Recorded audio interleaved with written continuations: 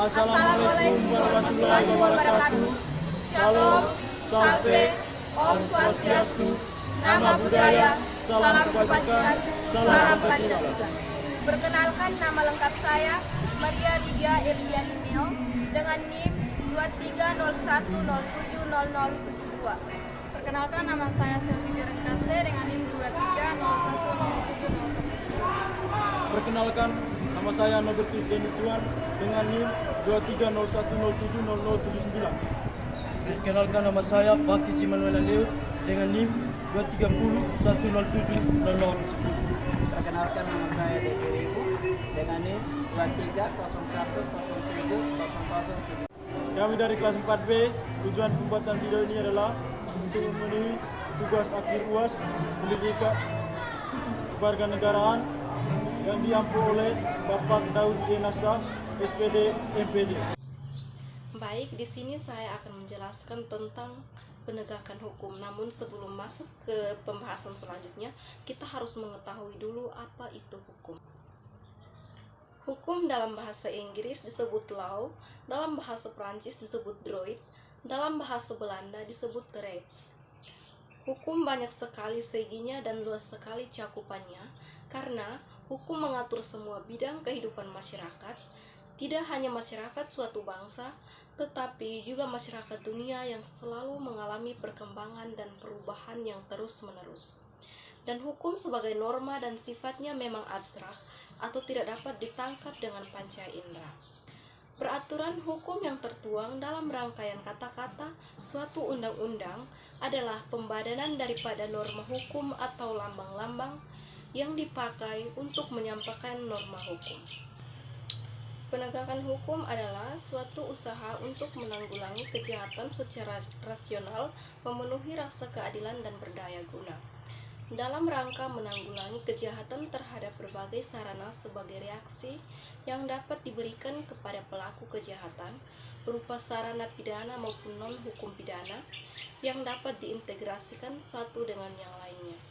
Apabila sarana pidana untuk dipanggil menanggulangi kejahatan, berarti akan dilaksanakan politik hukum pidana, yakni mengadakan pemilihan untuk mencapai hasil perundang-undangan pidana yang sesuai dengan keadaan dan situasi pada suatu waktu dan untuk masa-masa yang akan datang. Adapun pengertian lain tentang penegakan hukum adalah seluruh proses dalam menerapkan dan melaksanakan, mengawasi pelaksanaan hukum oleh lembaga atau aparat penegak hukum. Tujuannya adalah untuk menjamin terciptanya keteraturan, ketertiban, dan keadilan di masyarakat. Proses ini melibatkan lembaga seperti kepolisian, kejaksaan, pengadilan, serta lembaga pemasyarakatan. Tanpa penegakan hukum yang baik, hukum hanya menjadi simbol tanpa daya paksa dan tidak mampu melindungi hak-hak warga negara. Dalam menegakkan hukum ada 3 hal yang harus diperhatikan, yaitu kepastian hukum, kemanfaatan, dan keadilan. Penegakan hukum merupakan suatu usaha untuk mewujudkan ide-ide tentang keadilan, kepastian hukum, dan kemanfaatan sosial menjadi kenyataan. Proses perwujudan ide-ide itulah yang merupakan hakikat dari penegakan hukum. Hukum harus dilaksanakan dan ditegakkan. Setiap orang menginginkan dapat ditetapkannya hukum terhadap peristiwa konkret yang terjadi. Bagaimana hukumnya? Itulah yang harus diperlakukan pada setiap peristiwa yang terjadi. Jadi pada dasarnya tidak ada penyimpanan hukum terhadap hukum. Inilah yang diinginkan kepastian hukum. Dengan adanya kepastian hukum, ketertiban dalam masyarakat tercapai. Selanjutnya saya akan menjelaskan tentang keadilan. Nah, yang pertama kita perlu mengetahui tentang apa itu keadilan.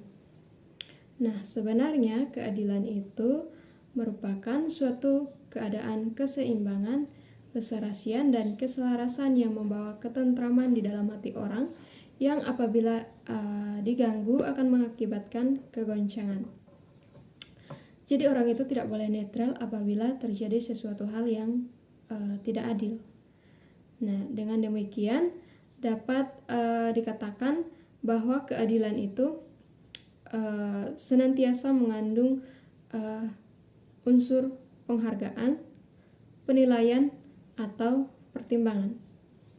Jadi rasa keadilan itu telah dibawa oleh manusia sejak masih kecil dan oleh Tuhan Yang Maha Esa yang telah dianugerahi kecakapan untuk merasakan apa yang dinamakan dengan keadilan. Jadi pada hakikatnya hukum itu bertumpu pada ide keadilan dan kekuatan moral, di mana ide keadilan itu tidak pernah lepas dari kaitan hukum, sebab membicarakan hukum jelas atau samar-samar senantiasa merupakan pembicaraan mengenai keadilan itu sendiri. Kemudian kekuatan moral pun adalah unsur hakikat hukum, sebab tanpa adanya moralitas maka akan kehilangan supremasi dan ciri independennya.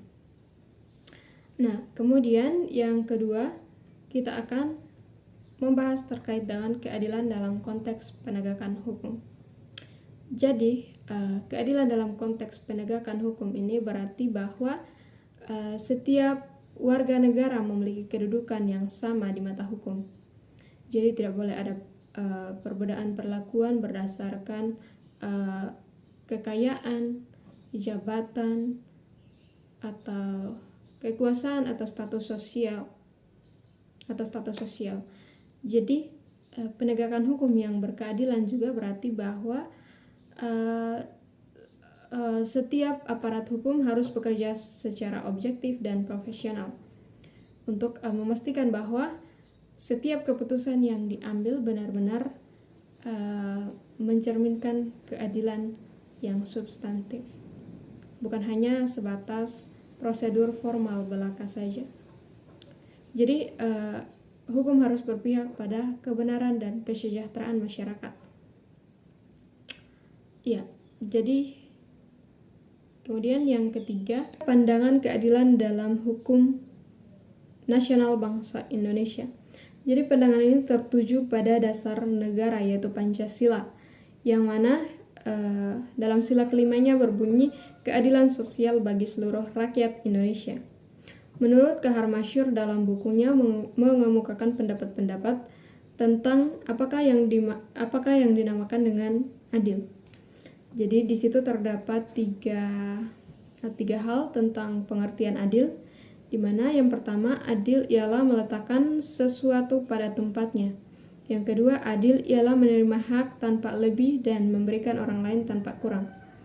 Yang ketiga ialah adil ialah memberikan hak setiap yang berhak secara lengkap tanpa lebih, tanpa kurang antara sesama yang berhak dalam keadaan yang sama, dan pengakuan orang jahat atau yang melanggar hukum sesuai dengan kesalahan dan pelanggaran.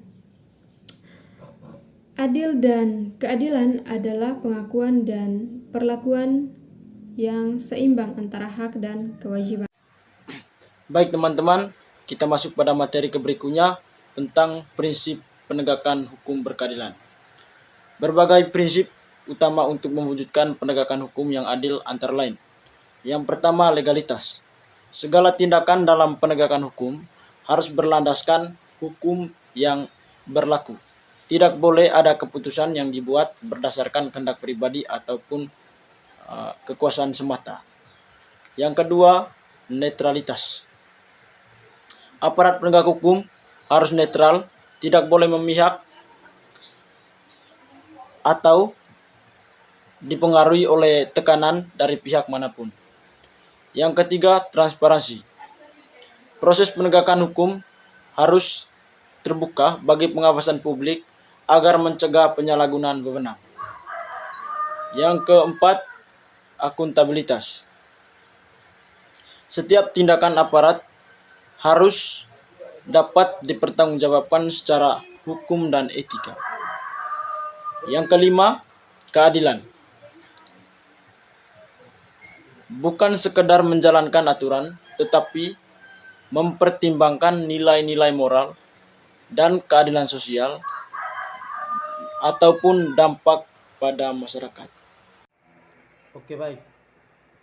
Saya akan menjelaskan materi selanjutnya tentang strategi mendukung penegakan hukum yang berkeadilan. Yang pertama, meningkatkan peran penegakan hukum untuk menumbuhkan kesadaran hukum anggota masyarakat, pelaksanaan hukum di dalam masyarakat.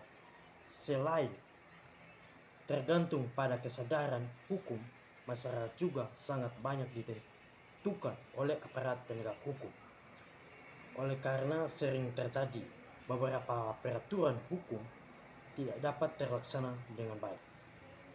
Oleh karena ada beberapa oknum penegakan hukum yang tidak terlaksanakan suatu ketentuan hukum sebagaimana mestinya. Hal tersebut disebabkan pelaksanaan oleh penegak hukum itu sendiri yang tidak sesuai dan merupakan contoh buruk, dan aparat dapat menurunkan citra.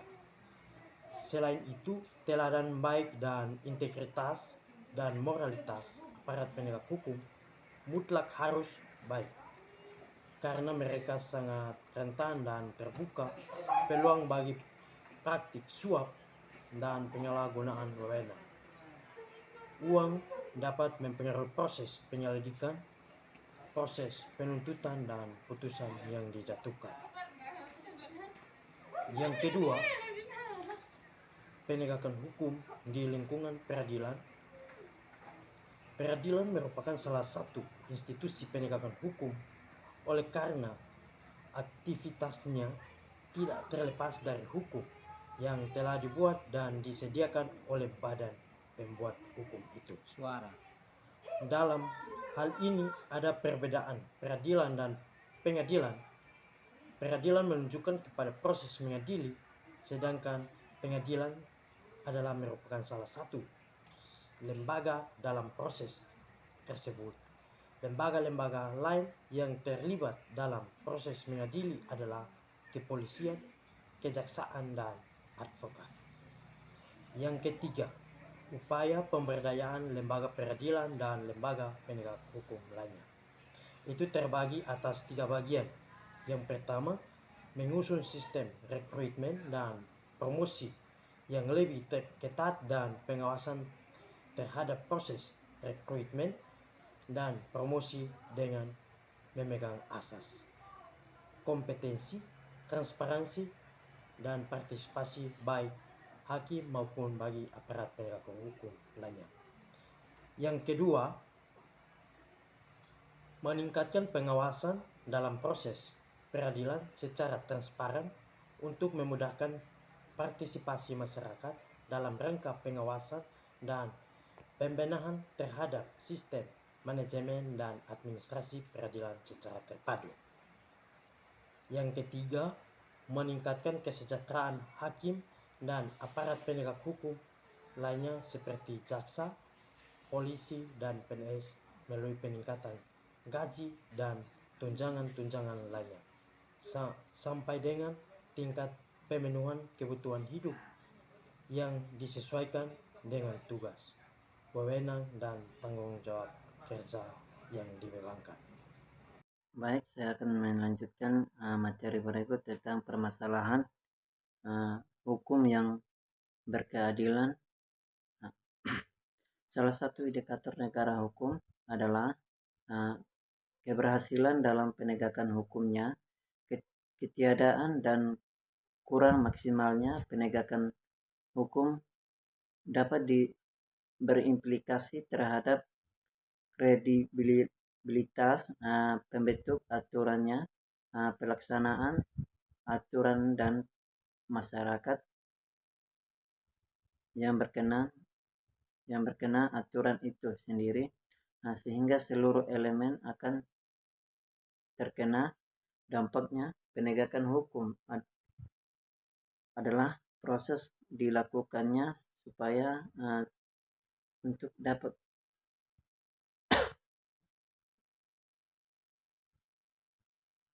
ditegak atau berfungsinya norma-norma hukum yang berlaku dan telah diatur sebagai pedoman perilakunya dalam lalu lintas atau hubungan-hubungan hukum dalam kehidupan manusia, bermasyarakat, dan bernegara.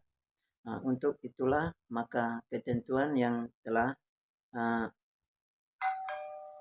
mengaturnya tidak berhenti dalam arti aturan yang tidak bergerak atau mati, tetapi tetap akan tegak berdiri dan berjalan ke depan sebagaimana yang ditentukan oleh lembaga resmi dan akui negara untuk mengaturnya secara luas. Proses dalam penegakan hukum itu melibatkan semua objek hukum dalam setiap hubungan hukum. Berikut contoh permasalahan ketidakadilan yang sering terjadi di Indonesia, seperti yang pertama, perilaku warga negara khususnya oknum operator aparatur negara banyak yang belum baik dan terpuji, seperti masih ada praktik KKN, praktik suap, perilaku permasalahan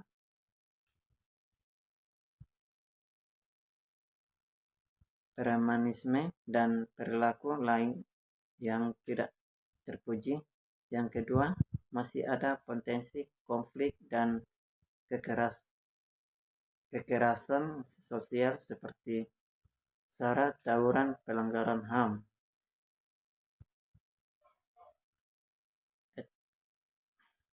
etnosentris, dan lain-lain. Yang ketiga, maraknya kasus-kasus ketidakadilan sosial dan hukum yang belum diselesaikan dan ditangani secara tuntas. Yang keempat, penegakan hukum yang lemah karena hukum bagaikan pisau yang tajam ke bawah tetapi timbul ke atas. Yang kelima, pelanggaran oleh wajib pajak atas penegakan hukum dalam bidang perpajakan. Yang keenam, problem pembuatan peraturan perundang-undangan. Yang ketujuh, masyarakat mencari kemenangan bukan keadilan. Yang kedelapan, uang mewarnai penegakan hukum.